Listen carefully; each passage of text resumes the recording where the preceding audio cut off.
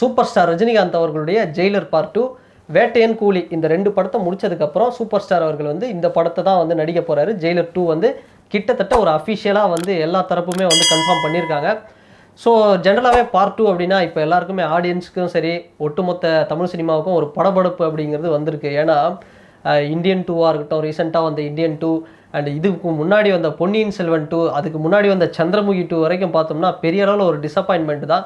அதனால் பார்ட் 2 அப்படின்னாலே ஒரு பயம். ஆனால் ஜெயிலர் பொறுத்த வரைக்கும் பார்ட் 2 அப்படின்னா ஒரு சந்தோஷப்பட வேண்டிய விஷயம் என்னென்னா இதில் வந்து சூப்பர் ஸ்டார் ரஜினிகாந்த் அவர்களே வந்து நடிக்கிறாரு அப்படிங்கிற ஒரு விஷயம் தான் ரொம்ப ஒரு ஹாப்பி அப்படின்னு சொல்லலாம். ஸோ இதுக்கு முன்னாடி நம்ம ஜெயிலர் 1 பற்றி பார்த்தோம் அப்படின்னா, ஸோ என்னோட ஒப்பீனியனும் சரி ஒட்டுமொத்தமான ஒரு ஒப்பீனியனும் ஜெயிலர் 1 பற்றின ஒரு ஷேரிங் வந்து இந்த இடத்துல ஒரு பண்ண வேண்டியது இருக்குது. ஏன்னா நான் ஜெயிலர் 1 வந்து பார்க்கும்போது இந்த ட்ரெய்லர் பார்க்கும்போது என்னடா இது ஒரு கச்சா பிச்சான்னு ஒரு ஒரு இதுவை போட்டு வச்சுருக்கிறாங்க. மோகன்லால், சிவராஜ்குமார் இருக்கிற மொத்த ஆர்டிஸ்ட்டையும் தூக்கி சவுத் இந்தியாவை மொத்தமாக போட்டு வச்சுருக்கிறாங்க. இந்த படம் எப்படி தேருமா தேராதா ஒன்றுமே புரியல. ஏன்னா அதுக்கு முன்னாடி பார்த்தோம் அப்படின்னா பீஸ்ட் அப்படிங்கிற படம் நெல்சன் வந்து கொஞ்சம் சொதப்பிட்டார். ஸோ இந்த படமும் வந்து சொதப்புறதுக்கு வந்து பெரிய ஒரு வாய்ப்பு இருக்குது அப்படின்னு ஒரு இதில் தான் வந்து போய் பார்த்தோம். ஸோ இதுவும் இல்லாமல் நெல்சன் அவர்களுக்கும் சரி சூப்பர் ஸ்டார் ரஜினிகாந்த் அவர்களுக்கும் சரி இது வந்து கண்டிப்பாக ஒரு கம்பேக் கொடுக்க வேண்டிய ஒரு படம் அப்படிங்கிற மாதிரி தான் இருந்தது. ஏன்னா ரஜினிகாந்த் அவர்களுக்கு அதுக்கு முன்னாடி வந்த படம் தர்பார், அண்ணாத்த இந்த 2 படமும் வந்து ரொம்ப ரொம்ப ரொம்ப சுமாரான ஒரு படம் தான் அப்படின்னு தான் சொல்லணும் அவருடைய கெரியரில். அதுலேயும் அண்ணாத்த வந்து ரொம்ப ஒரு ஒரு ஒரு எப்படி சொல்கிறது ஒரு பெரிய ஒரு டிசப்பாயின்மெண்ட் கொடுத்த ஒரு படம் அப்படின்னே சொல்லலாம். ஸோ அதுக்கப்புறம் ஒரு 2 வருஷம் கழித்து எப்பவுமே தலைவர் வந்து ஒரு ஒரு லீவ் எடுத்தார், ஒரு லாங் கேப் எடுத்தாருனாலே வந்து ஒரு பெரிய அளவில் வந்து வரப்போகிறாரு, ஒரு கம்பேக் கொடுக்க போகிறாரு அப்படின்னு ஒரு ரிசல்ட்டாக இருக்கும். ஸோ அந்த வகையில் இந்த படத்தை போய் பார்க்கும்போது பார்த்தோம்னா எப்படி, ஏன்னா ரஜினிகாந்த் அவர்கள் வந்து பார்த்தோம்னா பயங்கரமான ஒரு ஹியூமர் சென்ஸ் பண்ணக்கூடிய ஒரு ஆர்டிஸ்ட்டு. நெல்சன் அவர்களோட படத்தில் சீரியஸாக சைலண்ட்டாக எப்படி வந்து பண்ணுவார் ஒரு டாக்டர் சிவகார்த்திகேயன் மாதிரி. சரி வெயிட் பண்ணி தான் பார்ப்போம் இது ஒரு கம்பேக்காக இருக்குமா நெல்சன் அவர்களுக்கும் சரி சூப்பர் ஸ்டார் அவர்களுக்கும் சரின்னு போய் பார்க்கும்போது படம் வந்து அந்த வருஷத்தில் 2023 சொல்லணும் அப்படின்னா அந்த வருஷத்தோட ஓப்பனிங்கே சரியான ஒரு ஓப்பனிங் சொல்லலாம். ஏன்னா ஒரு பக்கம் துணிவு, ஒரு பக்கம் வாரிசு, ஒரு பெரிய அளவில் ஒரு படம் வந்து வாரிசு எதிர்பார்த்த அளவுக்கு இல்லை, துணிவு ஓரளவுக்கு ஆவரேஜாக இருந்தது. இருந்தாலும் 2 படத்தையும் வந்து பொங்கலில் ரொம்ப வருஷம் கழித்து அஜித் விஜய் படம் வந்ததுனால ஏதோ செலிப்ரேட் பண்ணாங்க.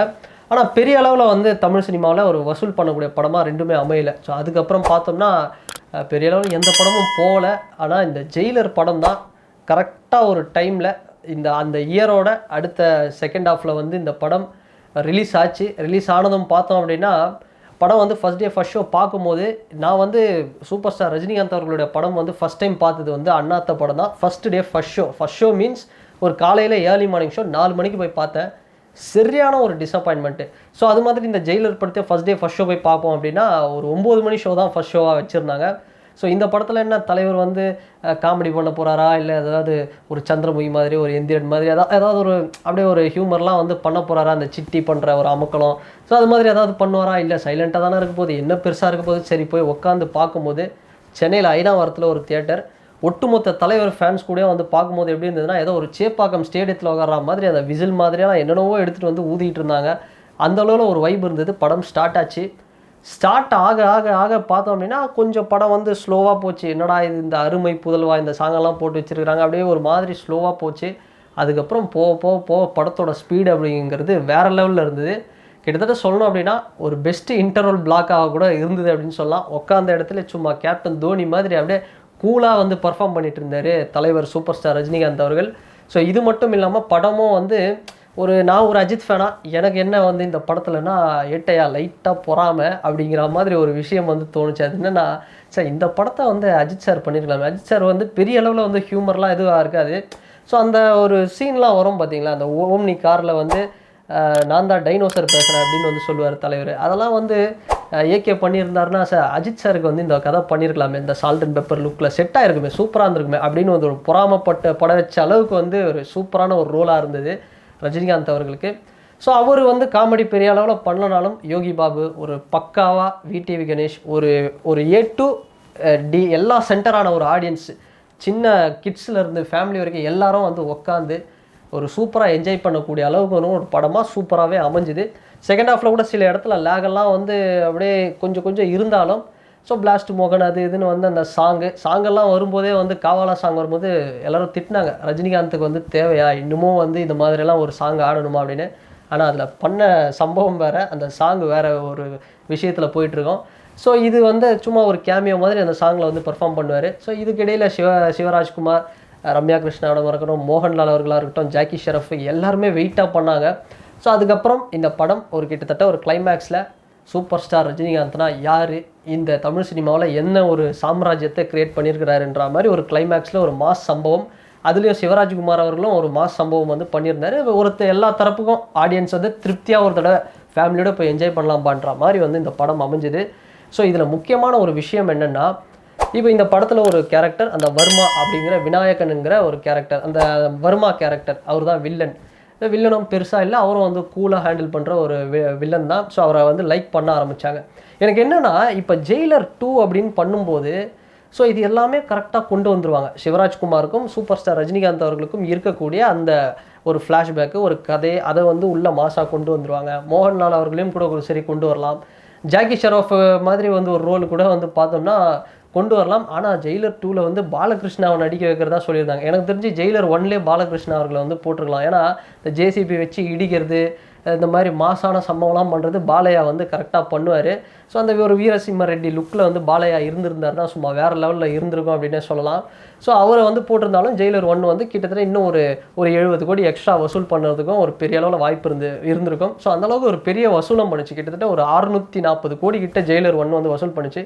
ஸோ இந்த பார்ட் 2 இதில் என்ன ஒரு பிரச்சனைன்னு பார்த்தோம் அப்படின்னா, இது எல்லாமே கரெக்டாக செட் பண்ணிடலாம். ஆனால் பார்ட் 1ல் இருந்த ஜெயிலர் 1ல் இருந்த அந்த வில்லன் வந்து இதில் வந்து கிடைக்குமா? ஏன்னா விநாயகன் அவரோட கேரக்டர், அந்த வர்மான்ற கேரக்டரு உண்மையாக எந்த அளவுக்கு தமிழ்நாட்டில் ரீச் ஆகிருக்குன்னா, அண்ணா நகர் ரவுண்டானால ஒரு ஆட்டோ புதுசாக ஒரு நல்லி சில்க் ஒன்று ஓப்பன் பண்ணியிருக்காங்க. அந்த இடத்துல ஒரு ஆட்டோ பார்த்தேன், 100% ப்ரொஃபஷனல் அப்படின்னு போட்டு அந்த வர்மா அவரோட அந்த ஃபோட்டோ ஒரு ஆட்டோ பின்னாடி ஃபுல்லாக ஒட்டி மனசுலாயோ அப்படிங்கிற மாதிரி வந்து போட்டிருந்தது.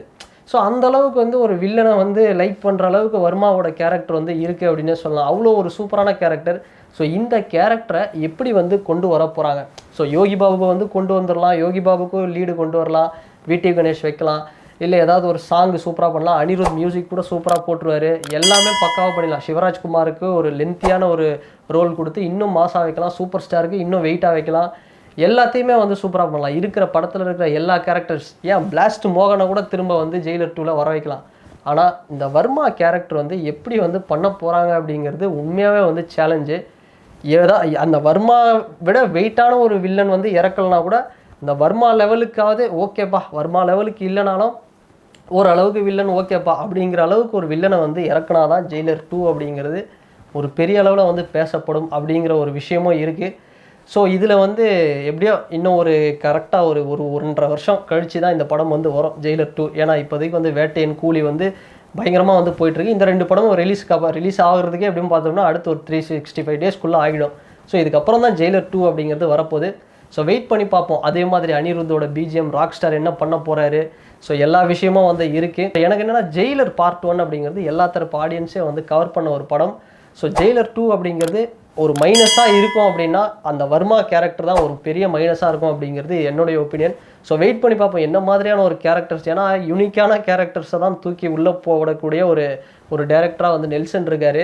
ஸோ கண்டிப்பாக வந்து இந்த வர்மா கேரக்டருக்கு ஈக்குவலாக ஒரு வேறு லெவல் கேரக்டரை கண்டிப்பாக வந்து தேடுவார் அப்படின்னு வந்து நம்ம வந்து நம்பலாம். ஸோ வெயிட் பண்ணி பார்ப்போம். ஜெயிலர் 2 தலைவருடைய இந்த படம் வந்து பார்ட் 2 எப்படி வரப்போகுது அப்படிங்கிறத நம்ம வெயிட் பண்ணி பார்ப்போம். தமிழ் சினிமாவில் இந்த பார்ட் 2 சோகத்தையெல்லாம் வந்து அதிலிருந்து மீண்டு வர அளவுக்கு இந்த ஜெயிலர் பார்ட் 2 இருக்குமா அப்படிங்கிறத நம்ம வெயிட் பண்ணி பார்ப்போம். அண்ட் இந்த வீடியோ பார்த்தீங்கன்னா ஜெயிலர் பார்ட் 2 படத்துடைய உங்களுடைய கருத்து என்ன அப்படிங்கிறது இந்த கமெண்ட் செக்ஷனில் பதிவிடுங்க.